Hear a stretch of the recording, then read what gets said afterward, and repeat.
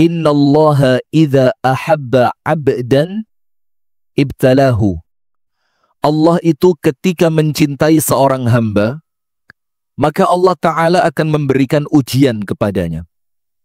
Faman radhiya falahu ridho. Orang yang ridho, pasrah, ikhlas, sabar dengan ujian yang Allah beri, maka akan membuahkan keridhaan dari Allah untuk mereka.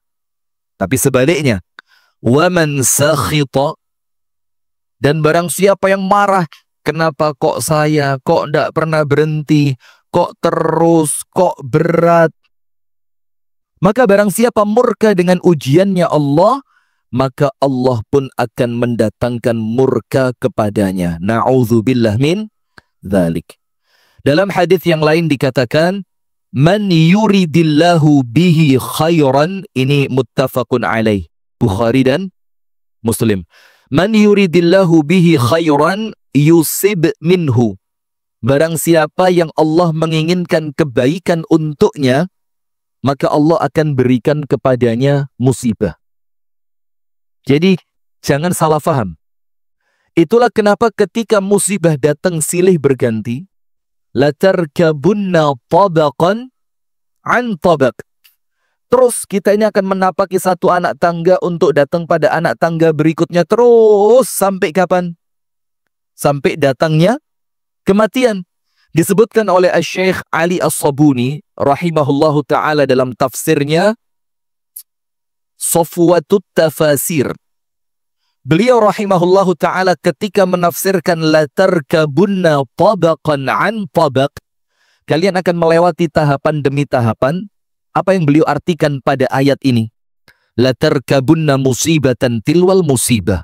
Hidup itu akan melewati satu musibah, selesai musibah berikutnya, selesai, datang lagi, datang lagi, datang lagi. Sampai kapan? Sampai kita semuanya meninggal dunia. Nah, oleh sebab itu, jangan salah faham. Apabila panjenengan melihat kehidupan kok nampaknya tidak bersahabat, panjenengan cek, nabi mana yang hidupnya enak terus? Ya tentu ada, Nabi Sulaiman ada, Nabi Dawud ada. Tapi kemudian secara umum, dari mayoritas nabi dan rasul yang Allah kirimkan ke muka bumi, terutama wabil khusus dua.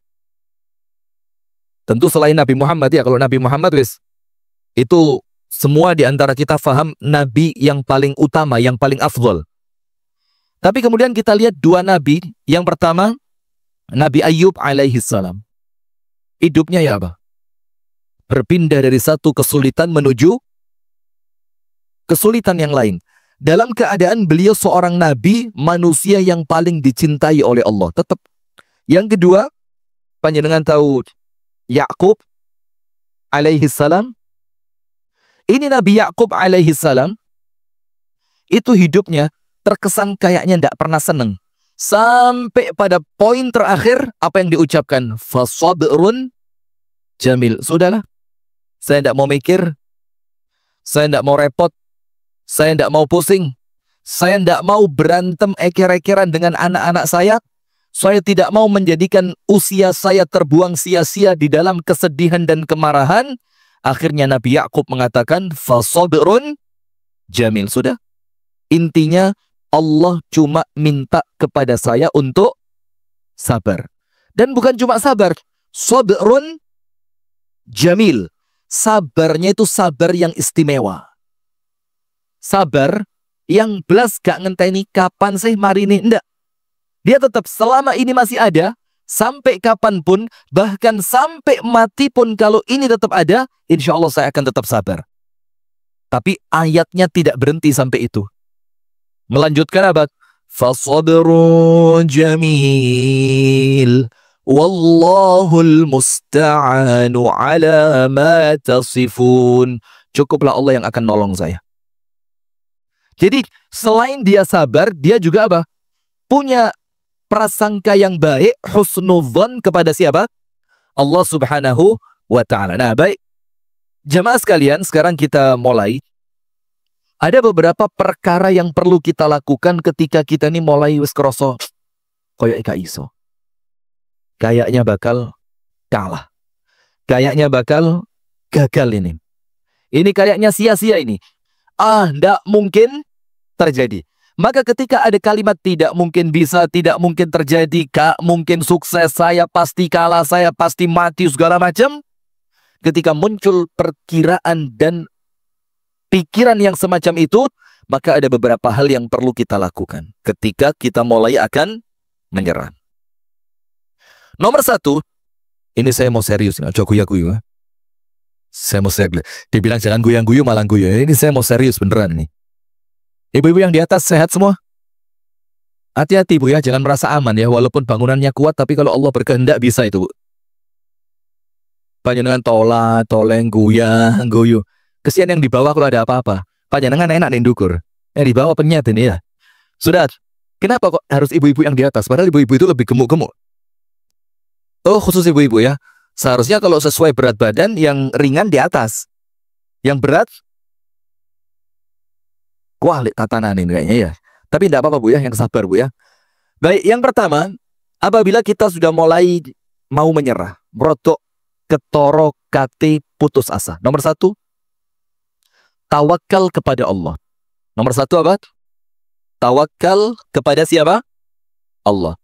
Tapi ingat, tawakal itu bukan pasrah, tapi ikhtiar maksimal dengan menyerahkan hasil kepada Allah. Itu tawakal. Ikhtiar secara apa? Maksimal. Semua cara yang bisa dilakukan, dilakukan. Tidak ada kata males, tidak ada kata pesimis, tidak ada kata putus asa, dilakoni sama dia. Jalan dia. Tapi kemudian ciri khas orang yang tawakal itu, dia tidak bersandar pada ikhtiarnya, karena dia tahu semua urusan itu berada pada kuasanya siapa? Allah. Wa ma tasha'una illa ayyasha Allahu Rabbul Alamin. Dan kalian tidak punya kehendak apapun kecuali apa yang telah dikehendaki oleh Allah, pemilik alam semesta. Nah, itu tawakal. Sehingga ikhtiarnya benar. Dan kemudian Anda tidak mengandalkan ikhtiar Anda karena Anda tahu ikhtiar ini cuma perintah untuk menjalankan ikhtiar manusiawi. Tapi hasil di tangan siapa? Allah.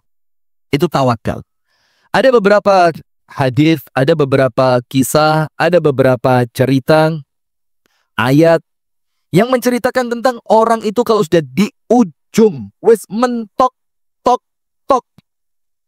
Ternyata justru ketika dia tetap optimis, itulah pertolongannya Allah datang. Maka ayatnya mengatakan, hatta idza stay'asar rusulu wa dhannu annahum qad kudzibu ja'ahum nasruna.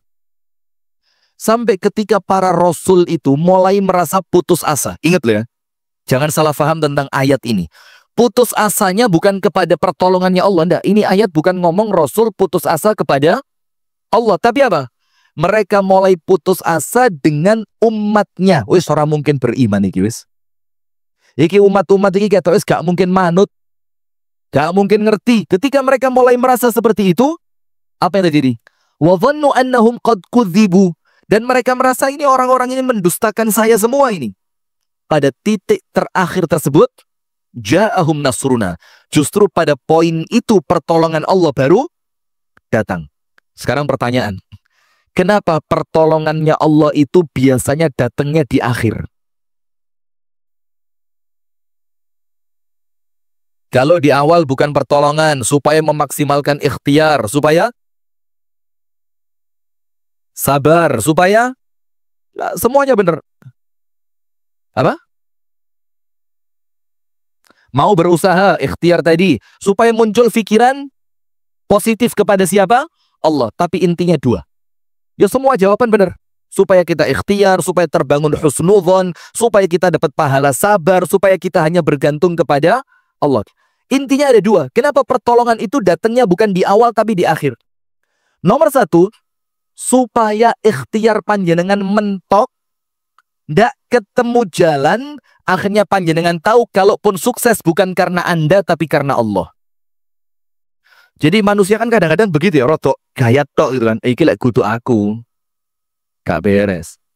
Iki mang coba gak lewat kene, oh ya gak teko. Iki mang coba manut Google Map, oh mlebu kuburan aku. Coba.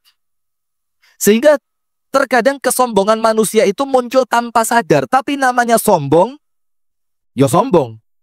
Maka itulah kenapa oleh Allah disuruh ikhtiar dulu. Wes entekno tenagamu. Habisin semua ikhtiarmu. Keluarkan semua kecerdasanmu, keluarkan semua tenagamu, entekno duitmu, tilpunan ke wabeh sing kok kenal. Sampai terakhir ternyata semuanya tidak mendatangkan pertolongan. Lah kok qadarullah wa ma syaa fa'al, ja'ahum nasruna. Tiba-tiba oleh Allah dikasih pertolongan.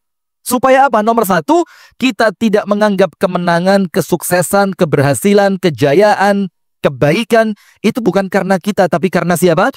Allah. Nah disitulah ketika panjenengan wis mentok tok tok ucapannya apa? Wis ya Rabb la haula wala quwata illa billah hasbunallah wa ni'mal wakil ni'mal maula.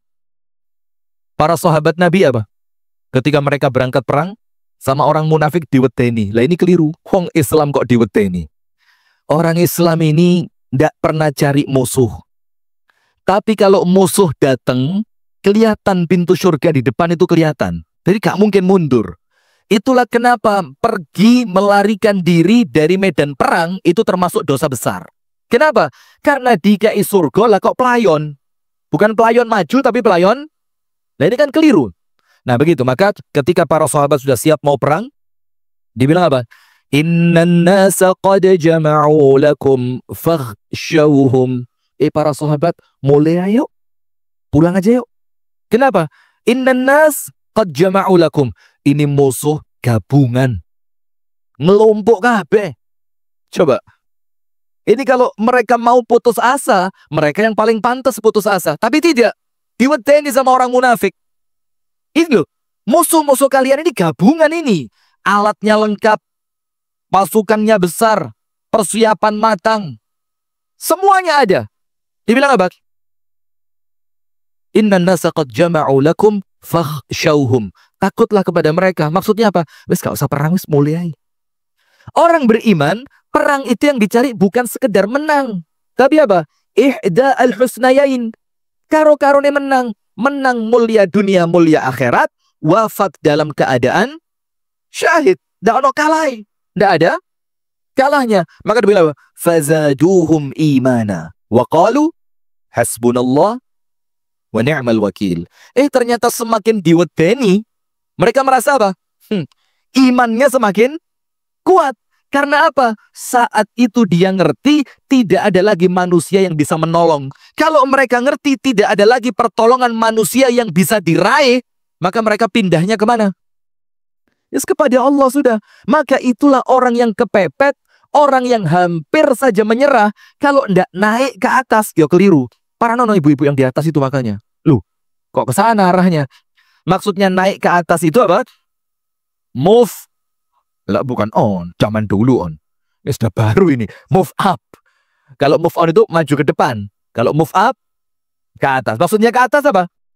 Ketika mereka tahu manusia tidak bisa lagi diharapkan, keluarga menjauh, teman akrab pergi semua, bahkan anak istri meninggalkan kita, uang tidak lagi berarti, jabatan sudah tidak ada, wis purna kabeh. Terus mau kemana? Ya sudah. Fazaduhum imana. Justru yang meningkat apanya? Keimanannya. Setelah itu mereka mengucapkan apa? Wis tala menungso, ojo ngeruweti aku.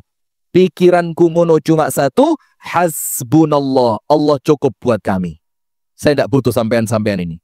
Hasbunallah wa ni'mal wakil. Dan dialah Allah sebaik-baik yang akan memberikan pertolongannya. Coba. Nah maka nomor satu, kenapa pertolongan itu kok datangnya di akhir? Supaya kita tidak sombong, supaya kita ngerti, kita sudah ikhtiar maksimal, ternyata yang tidak sukses. Berarti kalau pada akhirnya sukses, itu murni pertolongan dari Allah. Nomor dua, kenapa kok pertolongan itu datangnya terakhir betul? Sampai kesannya telat. Kesannya apa? Telat. Padahal tidak ada ceritanya Gusti Allah terlambat, itu tidak ada. Maka panjenengan tahu,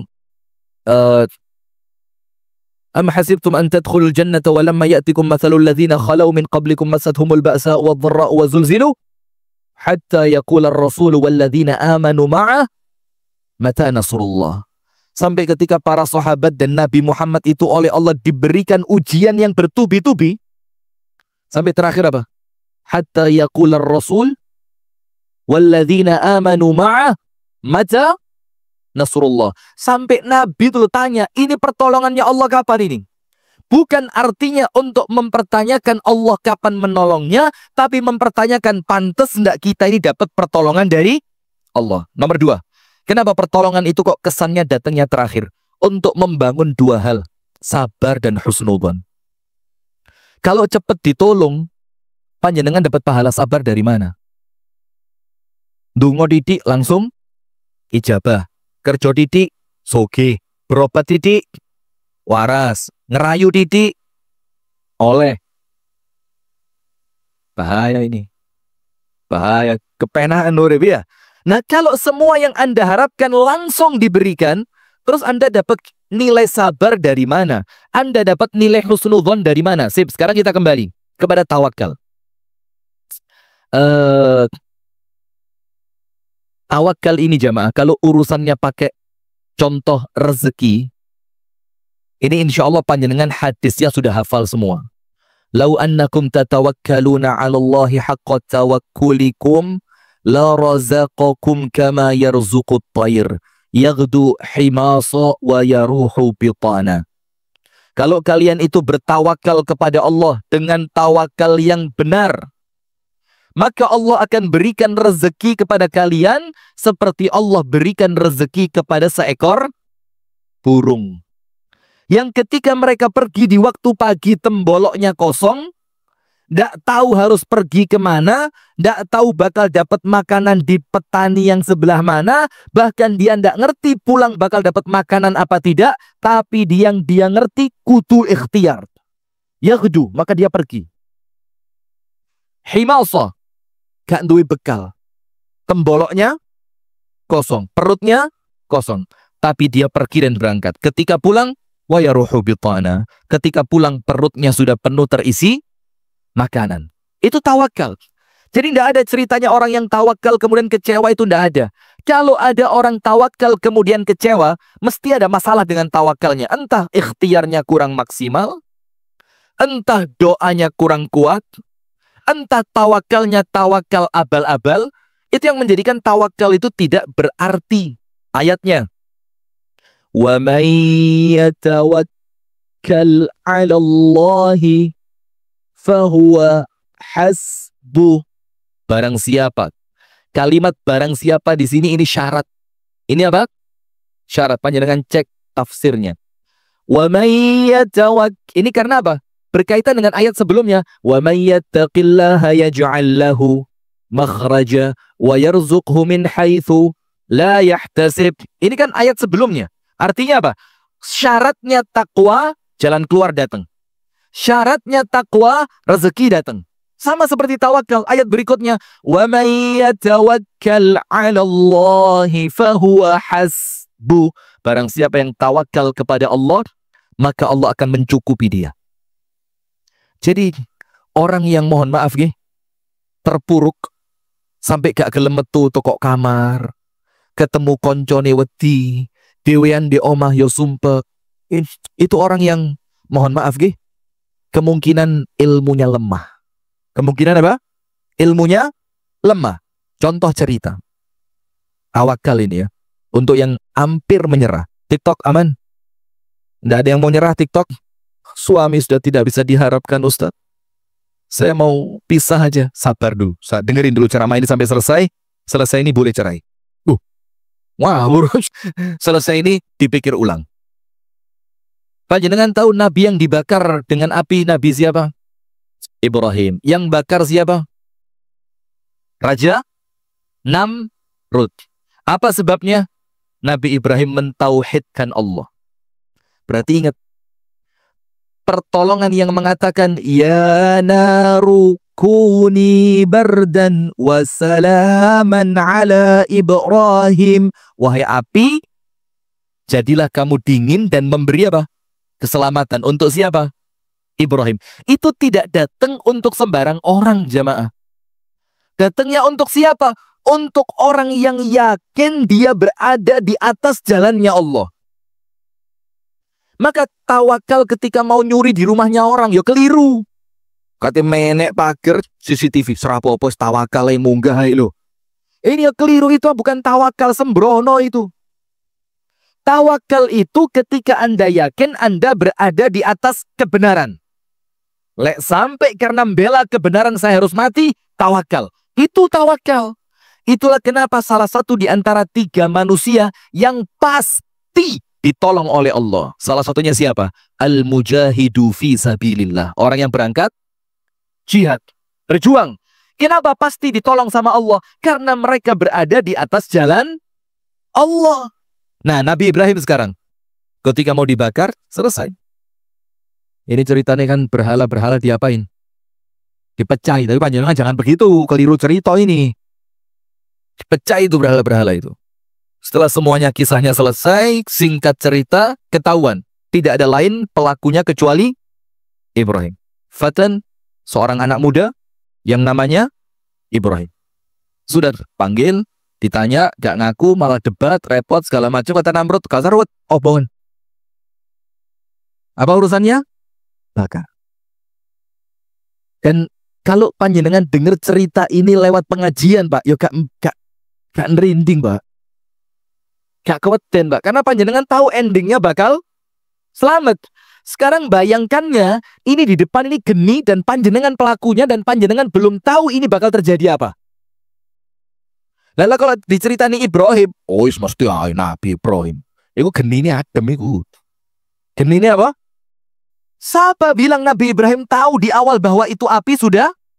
Tidak ada yang tahu.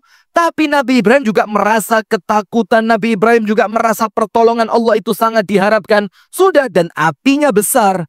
Dalam kisahnya itu api baru mati setelah sepekan, seminggu. Kalau ada burung lewat di atas, jatuh langsung bisa dimakan, mateng. Malah gosong kira-kira. Ya kan? Sudah? Sikat. Dimasukkan Nabi Ibrahim ke alat pelempar. Ke alat apa? Pelempar. Lihat ini. Kalau boleh putus asa, ya Nabi Ibrahim pantas putus asa. Bapaknya aja tidak belain kok. Tidak ada yang belain. Al-Wahid, satu-satunya Ibrahim saat itu. Gak ada yang ngewangi. Dan semuanya malah ngenteni. Yo, kopong pora. Ayo, ini kira-kira jerit pora. Diketotoan kira-kira kalau zaman kita sekarang.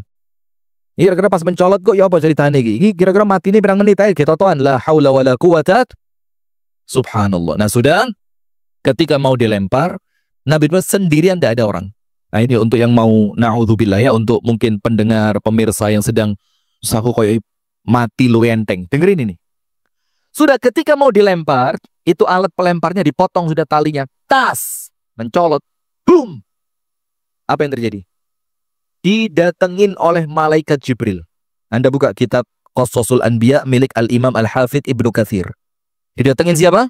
Malaikat Jibril. Terus malaikat Jibril bilang apa? Ya Ibrahim, alaka minni haja?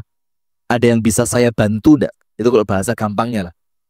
Gelem enggak tak ewangi? Mau enggak saya bantu? Sama Ibrahim diapain? Ditolak mentah-mentah. Padahal kalau kita, Pak, kalau sudah tenggelam, kayu lapuk pun dikait. Kalau sudah tenggelam, Nabi Ibrahim ngerti. Ini loh, posisi di mana gentingnya keimanan saya oleh Allah bakal dilihat. Ketika sudah terlempar, itu hitungannya hitungan detik, itu bukan hitungan ini setelah 3 bulan baru nyampe ke... Nah, detik ini. Hitungan apa? Detik. Malaikat Jibril datang. Tak ewangi gelempora. Apa jawabannya Ibrahim? Imma minka fala. Kalau dari kamu saya tidak butuh, ngalio. Jibril loh ini, Pak. Malaikat yang paling dekat kepada Allah, malaikat yang paling hebat, yang paling berkuasa, yang paling ditaati di langit, ditolak. Tapi tidak berhenti sampai situ. Apa kata Ibrahim alaihi salam? Wa imma minallahi fana'am. Tapi kalau pertolongan itu datangnya dari Allah, itu yang saya tunggu sekarang. Dan tidak mungkin bisa ngomong gitu kalau tidak yakin. Tidak mungkin bisa ngomong begitu kalau tidak yakin berada di atas kebenaran. Ya terus, banter nih. Tidak mungkin bisa begitu. Orang itu bisa tenang, Mbak, kalau dia yakin benar. Iya, Banda. Orang itu tenang kalau dia yakin apa? Bahkan mati pun siap. Wong aku bener. Tahu kisahnya Ashabul Ukhdud? Aduh, ngerti porai. Saya husnudon ngerti, nanti ternyata ndak ngerti. Tak balani cerita gua waktu. Ya sudahlah, daripada bingung, adzan dulu aja lah ya. Kita lanjutkan jamaah sekalian. Akhirnya apa? Itu Jibril ditolak. Pergi Jibril. Kemudian Nabiullah Ibrahim alaihi salam mengatakan apa? Wa imma minallahi fana'am. Tapi yang saya tunggu adalah pertolongan yang datangnya dari Allah. Lihat, tawakalnya sampai sekuat itu. Apa yang terjadi? Malaikat Jibril pergi meninggalkan Nabi Ibrahim. Dan yang datang pertolongannya siapa? Allah. Apa Allah firmankan? Allah yang bikin api, Allah yang menciptakan api, Allah yang menjadikan api itu panas, dialah Allah yang pun bisa menjadikan api itu dingin. Maka Allah berfirman, ya nar, api, nurut sama saya. Kuni bardan wa salaman ala Ibrahim. Jadilah kamu dingin dan berikanlah dingin yang tidak mengganggu keselamatan. Karena kalau dingin terlalu juga mengganggu. Salaman, memberikan keselamatan untuk siapa? Ala Ibrahim. Dan setelah apinya padam, setelah 1 minggu, Nabi Ibrahim terlihat di tengah-tengah kayu itu sedang bersujud. Kemudian bapaknya lewat. Siapa nama bapaknya? Azar. Dibilang apa? Ni'mar rabbuka ya Ibrahim. Saya percaya sekarang. Ternyata Tuhan yang paling baik itu ya Tuhannya Ibrahim ini. Tapi beriman apa enggak? Tidak, itu nomor 1. Jadi kalau sedang panjenengan merasa mau nyerah, keliru Anda. Jangan nyerah. Tapi pindahkan kalimat menyerah pada kalimat tawakal. Nah, tawakal itu, tapi ingat, kita ulang sedikit lagi, diawali dengan ikhtiar yang maksimal. Tapi ingat, jangan menyandarkan hasilnya kepada ikhtiar Anda, tapi pasrahkan hasilnya kepada Allah. Nomor 2. Husnudzon. Baik sangka. Kenapa kita tidak bisa baik sangka sama Allah? Saya mau tanya. Kita ini semua ini hidup di alam dunia. Yang menciptakan siapa? Yang ngasih makan kita sampai bisa hidup sampai sekarang. Mungkin ada yang umurnya 80, 70, 60, 68. 8 apa 9? 69. Dilungkas itu. Dilungkas 70. Jangan salah faham lah. Ini jamaah itu. Iya. Soko susu lah. Ini sudah 69, berarti dekat lagi berapa? 70. Ada yang 60, 50, 40, 30. Tapi sepanjang tahun-tahun itu yang ngasih makan kita siapa? Allah. Terus dengan semua kebaikan yang telah Allah beri, masih tidak bisa membangun husnudzon kepada Allah, keterlaluan. Maka lihat sekarang jamaah, husnudzon ini ya, husnudzon. Baik sangka kepada Allah. Disebutkan di dalam hadis yang sahih, dari hadis yang disebutkan oleh Imam Muslim, Rasulullah sallallahu alaihi wasallam bersabda, panjenengan mirengaken. Karena apa? Ini ditafsirkan oleh Imam Syafi'i, ini sebab terbaik dapat husnul khatimah. Jadi kalau panjenengan kepingin mencita-citakan husnul khatimah, mudah-mudahan semuanya dapat. Amin. Ini kuncinya kata Imam Syafi'i. Hadis ini kuncinya. Apa kuncinya? La yamutanna ahadukum. Jangan sampai seorang pun di antara kalian meninggal dunia. Ojo sampai mati. Kalau matinya bukan pilihan. Tapi bagaimana keadaan kita ketika mati, itu bisa kita ikhtiarkan. La yamutanna ahadukum. Jangan sampai seorang pun di antara kalian meninggal dunia, illa kecuali wa huwa yuhsinu dhanna billahi azza wa jal. Kecuali orang itu berbaik sangka kepada Allah. Baik sangka itu apa? Allah telah berbuat baik kepada saya. Allah zat yang paling baik kepada saya. Kemudian dalam hadis yang lain dikatakan apa? Ada seorang ibu kehilangan anaknya. Bingung ibunya nyari sama Nabi Muhammad. Para sahabat disuruh untuk bantu. Ewangono, golekno anaknya. Setelah anaknya ketemu, sama ibunya dirangkul, dicium, dipeluk, disayang. Terus Rasulullah tanya kepada para sahabatnya. Sahabat, atadhunnu annaha mulqiyatun ibnaha finnar? Sahabat, kalian lihat ndak ibu yang satu ini? Lihat, ini hadisnya sahih. Kira-kira cinta ndak ibu itu kepada anaknya? Oh banget. Hilang dicari, ketemu dipeluk. Sayang banget dia sama anaknya. Kira-kira sahabat, ibu yang sebegitu sayangnya kepada anaknya ini, rela ndak melemparkan anaknya ke dalam api? Kalau bahasa kita, tego ndak membakar anaknya? Para sahabat bilang, ya tentu tidak ya Rasul. Mana mungkin seorang ibu tega membakar anaknya? Apa kata Rasulullah? Wallahi, demi Allah. Lallahu, dialah Allah, arhamu bikum, luweh baik, lebih penyayang kepada kalian min hadhihi biwaladiha, dibandingkan sayangnya ibu tersebut kepada anaknya. Coba. Terus tidak bisa husnudzon gitu? Dari mana kita tidak husnudzon kepada Allah? Nah, tapi ingat, husnudzon itu dibangun di atas ilmu, bukan ghurur. Saya ingatin, panjenengan buka kitabnya Ibnul Qayyim Al-Jauziyah, judulnya Ad-Da' wad-Dawa. Atau ada judul yang lain, Al-Jawabul Kafi liman sa'ala 'anid dawa'i syafi. Punya Imam Ibnul Qayyim. Ibnul Qayyim misah di sana antara husnudzon dan ghurur. Apa? Husnudzon dan ghurur. Ghurur itu apa? Ghurur itu orang yang terlena, tertipu, terpedaya, sambil melangkauni dosa, sambil mikir Allah pengampun. Tidak pernah sholat, tapi berharap nanti meninggalnya pas sujud. Tidak tahu poso, tapi ingat Allah punya pintu surga namanya Ar-Rayyan. Bukan masjid, pintu surga. Nah, coba, ini bukan husnudzon, ini apa? Ghurur, tertipu. Dan yang membisikkan tipuan itu siapa? Setan. Dengan cara apa? Taswif. Saya ulang, ada husnudzon, ada ghurur. Ghurur itu apa? Tertipu sambil maksiat, tapi pikirannya Allah Maha Pengampun. Ghurur tadi, siapa yang meniupkan? Setan. Lewat apa? Taswif. Jadi ghurur lewat setan, caranya taswif. Taswif itu apa?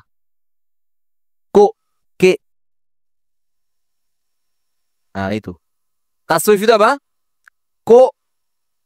Mas sholat lewis tuwe. Sabar, tenang. Tahu saya. Ini bahasa kami, Anda jangan menghina ya. Sarah ini, saya laporkan ITE kena panjenengan. Ini bahasanya orang Batu ini. Sholat itu kan Jombang. Ya, kalau bahasa Inggrisnya gitu, nanti dulu. Sudah? Dibilang apa? Nanti dulu. Jadi setan itu bisa apa? Senom. Nikmatono dhisik uripmu. Nanti lewes kerasa watu mulai jeruh. Wes mulai sholato, ngajiyo, tobato. Itu taswif. Bikin orang apa? Maghrur, tertipu dia. Tapi kata Ibnul Qayyim, husnudzon itu amal, ilmu, dan ikhtiar. Contoh, panjenengan mancing. Tapi kena senari kayu tok. Joran tok. Terus panjenengan mikir, mesti untuk iwak ini. Karena Allah sama dengan prasangka hambanya. Coba, ini husnudzon apa tertipu ini? Coba, husnudzon apa tertipu? Tertipu. Maka yang dibangun bukan husnudzon tapi angen-angen. Oleh alhamdulillah gak oleh yoben. Itu. Nah maka beda antara husnudzon. Tapi husnudzon itu dibangun di atas ilmu. Dia tahu, saya husnudzon, pasti saya matinya husnul khotimah. Nah husnudzonnya itu punya ilmu. Kenapa? Karena seseorang akan wafat sesuai dengan kebiasaannya. Kalau saya kepingin wafatnya husnul khatimah dalam keadaan sujud, maka saya ngerti ilmunya, harus senantiasa sholat. Itu husnudzon. Ikhtiarnya ada. Bukan cuma angen-angen kosong, tapi ikhtiar dia. Nah maka begitu. Sekarang begini, yang kedua, kalau panjenengan mulai mau nyerah, nomor satu tawakal, nomor dua apa? Husnudzon. Bangun prasangka baik kepada Allah di atas ilmu, di atas iman, dan di atas ikhtiar. Ikhtiar itu maksudnya bukan pilihan, tapi apa? Usaha. Ilmu, iman, usaha. Ilmu, iman, usaha. Sekarang saya kasih contoh. Nabi Muhammad pergi hijrah dari Mekah menuju Madinah. Sempat nginep di gua apa? Gua Hira. Nah, iya apa sih? Bedano Hira besok sik kualik. Kate Rabi maneh. Bagaimana? Gua Hira apa Gua Thur? Kalau Hira itu yang apa itu? Oh iya, mampir lupa saya. Astagfirullahaladzim. Yo dibilang bersembunyi, yo ndak juga ya, tapi itu ikhtiarnya Nabi. Maka Rasulullah menginap di Jabal Thur. Ada di dalamnya Gua Thur. Berapa lama? Sekitar 3 malam. Yang ngirimi makanan siapa? Asma, putrinya Abu Bakar radhiyallahu taala anhuma. Sudah? Ketika sampai di atas, saya kemarin kan jalan sama Abu Shanum ini umroh. Itu Anda kalau tahu Jabal Thur, Anda tidak akan bisa membayangkan orang Quraisy bisa sampai ke atas itu. Karena di sekitaran Mekah itu gunungnya bukan cuma Jabal Thur. Gunungnya wakeh. Dan jalan waktu itu belum dipaprasi, gunung kabeh. Berarti mereka itu ngejar Nabi serius. Tenanan. Dicek jejaknya, ketemu sampai Jabal Thur. Ketika itu abang, yo macam-macam lah ceritanya ya. Ada merpati yang katanya tidak terbang. Ada laba-laba yang katanya membuat sarang. Tapi di saat itu, lihat, Nabi Muhammad punya ilmu. Nabi Muhammad imannya luar biasa. Dan usahanya juga maksimal. Kalau Nabi Muhammad usahanya tidak maksimal, yo gak lari dari Mekah menuju Medina lewat jalan tikus, lewatnya jalan apa? Jalan umum. Nabi Muhammad bilang, Nabi kok. Gak mungkin Gusti Allah gak diewangi. Loh, ini beda konteks ini. Ini dakwah bukan Isra Mi'raj, Pak. Mekah, Baitul Maqdis jauh lebih panjang rutenya. Luwe dawa, luwe ado. Itu Allah cuma panggil kendaraan yang namanya Burak, antar. Budal, sak kedipan meripat, cep, lu. Baitul Maqdis ini. Pertanyaannya, kenapa waktu hijrah tidak pakai buruk? Apalagi di servis? Ayo, kenapa? Mana buruknya, mana buruk? Monggo dijawab. Mana buruknya? Allah yang ngirim buruk, dialah Allah yang nyuruh hijrah. Kenapa waktu Isra Mi'raj dikirimi buruk, waktu disuruh hijrah tidak ada buruknya? Gimana sih waktu dibutuhkan malah nggak datang? Itulah ibu-ibu yang ngamuk nang bojone ya. Ya apa sih? Pas omah bocor kok sampai pas mancing, Mas. Kudu mancing iwak sampai ini, Mas. Mancing masalah. Coba. Nggak pakai kalimat begitu. Karena Rasul tahu ini saatnya pendidikan untuk umatnya. Yang diawali mendidik siapa? Abu Bakar. Sudah masuk Jabal Thur. Bersembunyi di Gua Thur. Orang-orang kafir Quraisy sampai di atas. Abu Bakar mulai gelisah. Panik. Terus Abu Bakar mengatakan, ya Rasulullah, lau ra'au ila aqdamihim la ra'auda. Kalau mereka itu kepalanya ditundukkan, seret, konangan kita ini. Kalau mereka itu dingklu, tangkep kita ini. Apa kata Rasulullah?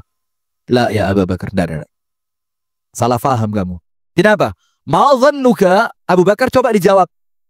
Bagaimana pendapatmu bithnain dengan adanya 2 orang? Allahu thalithuhuma. Allah jadi yang ketiga di antara mereka berdua. Kira-kira ketangkep enggak? Abu Bakar bilang kalau Allah yang ketiga, ya enggak. Maka Rasulullah bilang apa? La tahzan, innallaha ma'ana. Maka orang itu kalau mau husnudzon harus yakin Allah bersama dia. Artinya dia di garis perjuangannya Allah. Husnudzon itu bukan ketika maksiat. Husnudzon itu bukan untuk orang yang medit. Husnudzon itu bukan untuk orang yang jauh dari Allah. Tapi husnudzon itu terbangun ketika Anda sedang dekat kepada siapa? Allah. Maka Rasulullah ngomong sama Abu Bakar, idh qala li sahibihi la tahzan, innallaha ma'ana. Diabadikan dalam Al-Quran. Kelihatan ayatnya. Jangan sedih, jangan takut, jangan panik, jangan gelisah. Kenapa? Allah bersama kita. Ini namanya apa jamaah? Husnudzon. Dan kalau prosesnya seperti itu, baru masuk ana inda dhanni abdi bi. Baru masuk Allah sesuai prasangka siapa? Anda kira panjenengan bisa nyetir Gusti Allah? Mus pokoknya aku mikir ngene mesti kedaten nih, aku wali kok. Lu. Dari mana ceritanya Allah bisa disetir itu loh? Nah, maka Allah sesuai prasangka hambanya kudu sakarpe dewe, ada prosesnya, ilmunya bener, imannya kuat, usahanya jelas, baru mengatakan jangan sedih, Allah bersama kami. Pertanyaan terakhir, ketangkep enggak Nabi Muhammad bersama Abu Bakar? Apa awalnya? Husnudzon. Panjenengan tahu Nabi Musa? Nabi Musa tahu? Musuhnya Nabi Musa siapa? Fir'aun. Fir'aun ini siapa? Rojo paling kuoso di zaman ini. Di zamannya. Minta apa dapat? Sampai yang dibangun bukan Masjid Ar-Royan. Piramid. Pernah ke Mesir? Wah, kesian ya. Saya sudah. Naik pesawat, Pak. Berhenti di Mesir. Jalan-jalan ke piramid. Ternyata fatwanya Syekh bin Bas tidak boleh. Tapi kan saya tidak niat ya. Terpaksa aja. Suka apa-apa. Sampai Mesir telapo mana ya. Jadi fatwanya Syekh bin Bas itu datang ke tempat wisata yang tempat wisata itu syiarnya orang kafir atau musuhnya Allah. Itu kata Syekh bin Bas dalam fatwanya dihindari. Apa? Dihindari. Yang ngomong haram ya apa kan. Tapi maksudnya buat apa gitu loh. Itu batunya Pak. Ya Allah. Gede-gede. Itu Fir'aun. Sudah. Nabi Musa ini lari dari Mesir. Yang dibawa adalah Bani Israel. Menyelamatkan Bani Israel. Ketika lari, kepentok laut. Mentok di mana? Laut. Perahu ndak ada. Renang gak masuk akal. Ya apa? Di belakang Fir'aun dan bala tentaranya sudah kelihatan. Ini mainnya bukan main bondo nekat ini Pak. Ini mainnya main iman. Iman dibangun di atas ilmu. Tapi tetap ikhtiar. Bukan imannya dapat, ilmunya dapat, lombo di masjid. Astagfirullah, la ilaha illallah, Allahumma sholli ala Muhammad. La hawla wa la quwwata illa billah.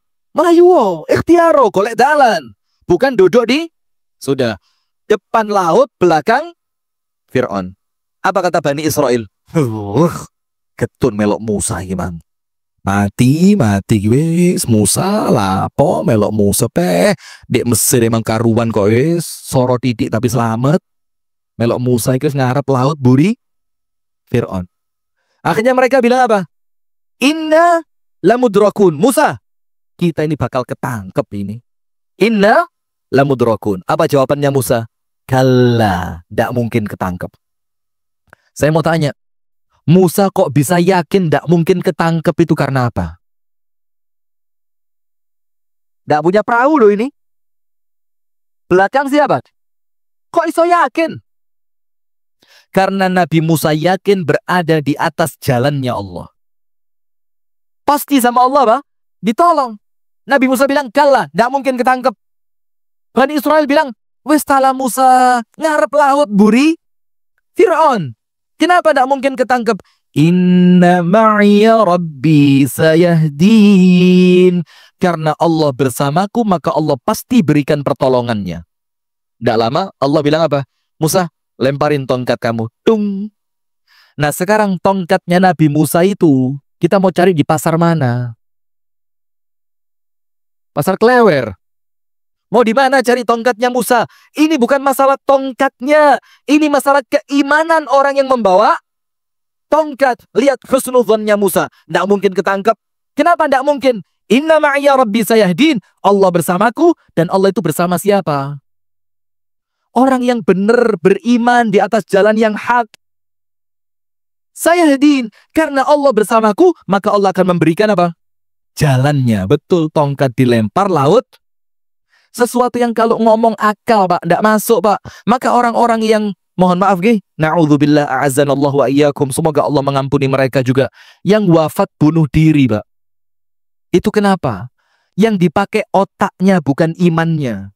Yang dipakai apa? Maka orang-orang yang hampir menyerah, itu jangan berbicara dengan otak Anda. Berbicara dengan apa?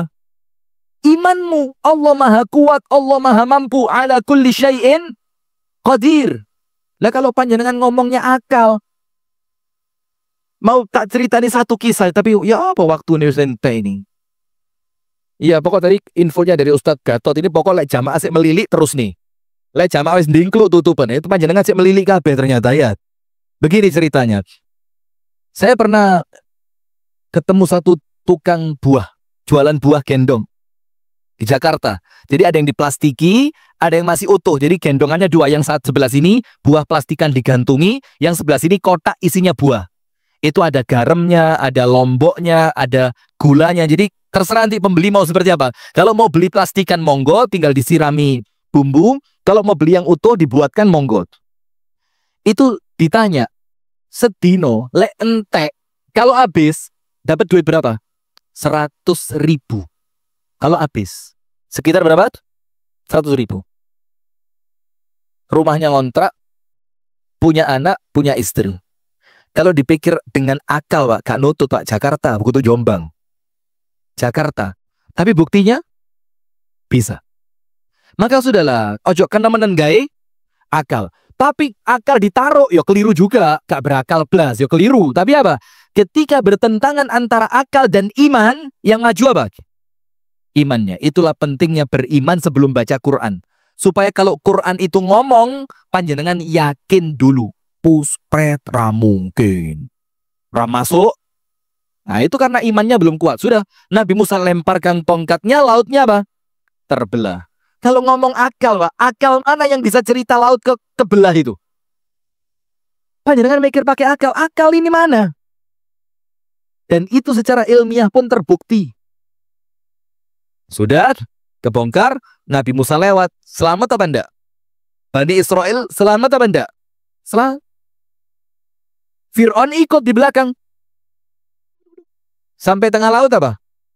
Laute balik. Apa kejadiannya Fir'aun? Tenggelam. Sip. Nomor 2, husnudzon. Tapi ingat, husnudzon itu bukan ghurur.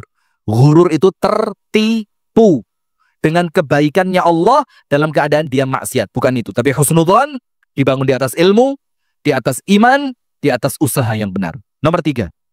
Ini intinya 4. Nomor 3 dulu, pelan-pelan. Tapi insya Allah enggak sampai jam 8 selesai. Nomor 3.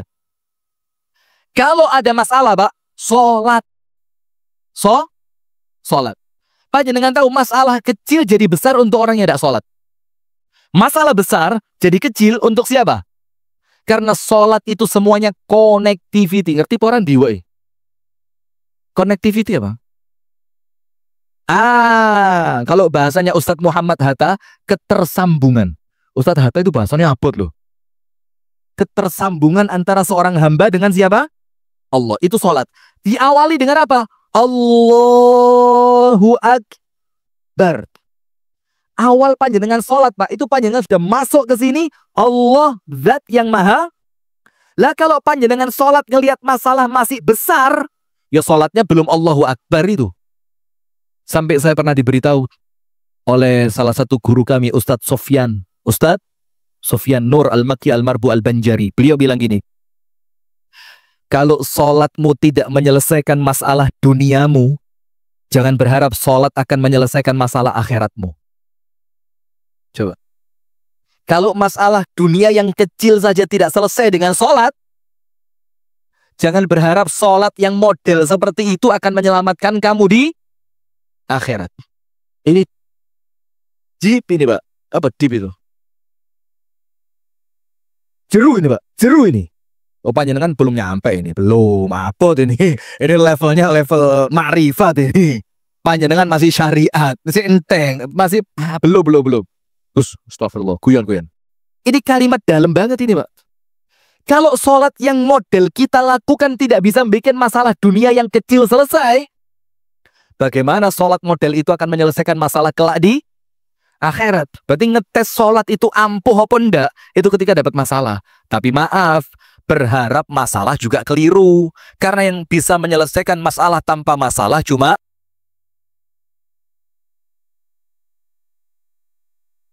ngawur, mulai.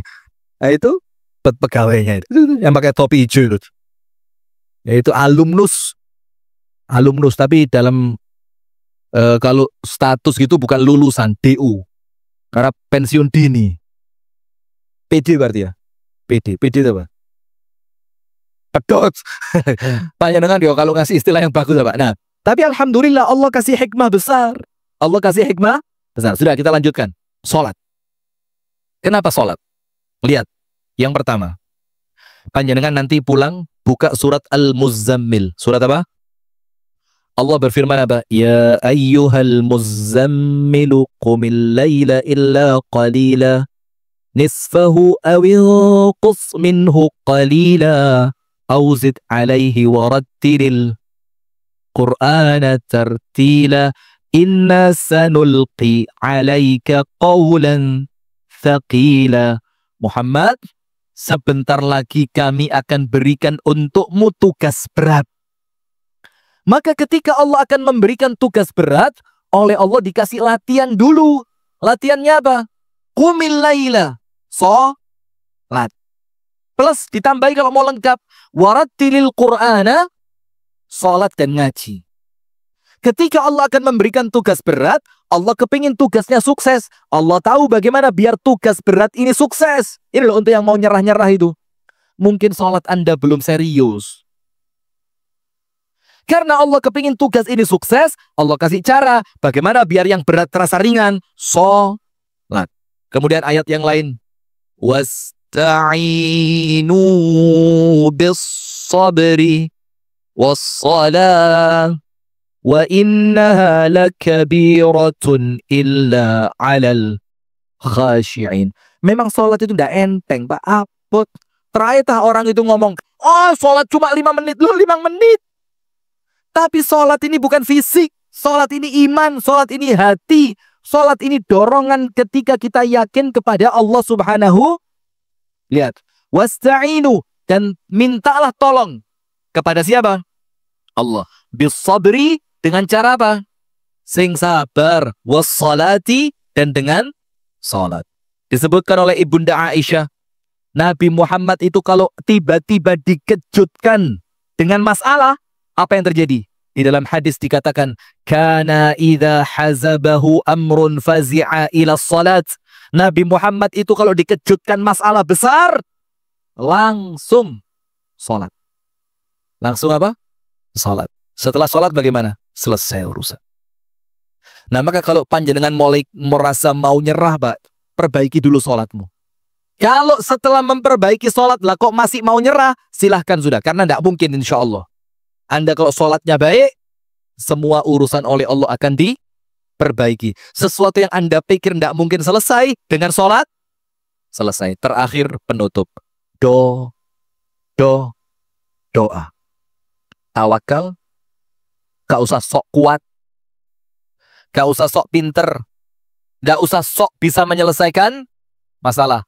Tawakal sama Allah. Serahno. Hasbunallah wa ni'mal wakil. La hawla. Nomor 2, husnudzon. Nabi Musa dikejar Fir'aun, husnudzon. Tidak mungkin ketangkep. Allah bakal bantu, betul. Nabi Muhammad di Jabal Thur, di Gua Thur, Abu Bakar bilang, lek mereka nunduk ke bawah kita ketemu. Tidak. Bagaimana kalau ada 2 orang Allah yang ketiga? Selesai. Tapi ingat, husnudzonnya dibangun di atas ilmu. Nomor 3, salat. Wasta'inu bis-sabri was-salat. Nabi Muhammad ketika mau dapat tugas berat disuruh salat. Kalau ada masalah langsung salat. Kalau salatnya beres, semua sama Allah bakal dibereskan. Yang terakhir, doa. Kita ini kadang-kadang lupa. Kalau kemudian kita ini jamaah punya senjata paling kuat yang namanya apa? Doa. Panjenengan saya kasih PR. Termasuk pemirsa Jami'iyah Al-Tiqtaqiyah. Nanti kita bikin yayasannya insya Allah. Ada yang nonton ini? Alhamdulillah. Jami'iyah Al-Tiqtaqiyah tulis. PR-nya apa? Membaca surah Al-Anbiya. Untuk yang sedang sedih, untuk yang sedang putus asa, untuk yang mau nyerah, PR Anda baca surat Al-Anbiya mulai awal sampai selesai. Tapi bukan cuma dibaca, artinya juga dibaca. Kenapa? Surat Al-Anbiya menunjukkan kepada Anda Allah nolong Nabi Ibrahim. Surat Al-Anbiya menunjukkan kepada Anda Allah ngasih anak kepada Nabi Zakaria setelah merasa dirinya sudah tua, umurnya ada yang ngomong 80, ada yang ngomong 90. Istrinya dalam keadaan mandul. Dalam surat Al-Anbiya, panjenengan tahu bagaimana Allah menyelamatkan Nabi Nuh. Dalam surat Al-Anbiya, Anda akan tahu bagaimana Allah menyelamatkan Nabi Yunus dari perutnya ikan paus. Dalam surat Al-Anbiya Anda akan tahu bagaimana Allah menyelamatkan Nabi Ayub dan Allah berikan kepadanya 2 kali lipat dari yang hilang sebelumnya. Surat apa? Al-Anbiya. Dan semua itu diawali dengan apa? Doa. Fastajabna lahu. Intinya Allah terima doa mereka. Kalau Allah terima doa mereka berarti sebelumnya mereka ngapain? Kalau Allah terima doa mereka berarti sebelumnya mereka ngapain? Berdoa. Lah kita ini kadang-kadang meremehkan doa. Padahal Allah berfirman, wa qala rabbukum ud'uni astajib lakum. Allah tidak bisa mengingkari janji, Pak. Kalau Allah bilang dongo tak kei, yang yakin. Tapi ingat, ketika berdoa harus jauh dari kemaksiatan. Ketika berdoa harus jauh dari harta yang haram. Ketika berdoa hatinya tidak boleh lalai. Harus yakin doanya oleh Allah bakal diijabah. Ibu-ibu faham? Ibu-ibu faham? Mbak Huti faham? Mbak Huti faham? Eyang Putri faham? Bule faham? Bude faham? Ukhti faham? Ummahat faham? Tawakal, husnudzon, salat, doa. Tawakal, husnudzon, salat, doa. PR-nya baca apa? Surah Al-Anbiya. Nanti pulang panjenengan buka surah Al-Anbiya atau nanti malam sebelum subuhan selesai tahajud. Tahajud piye Ustaz? Subuh 7:30. Oh alah. Kalau subuh 7:30 putus asa ya pantes. Ya, sebelum subuh buka surat Al-Anbiya. Renungi, insyaallah uripmu tenang. Urip saya tenang, urip panjenengan tenang, urip semuanya tenang. Amin ya rabbal alamin. Itu yang dapat saya sampaikan. Semoga ada manfaatnya. Kurang dan lebih yang saya mohon maaf. Saya kembalikan kepada MC di malam hari ini.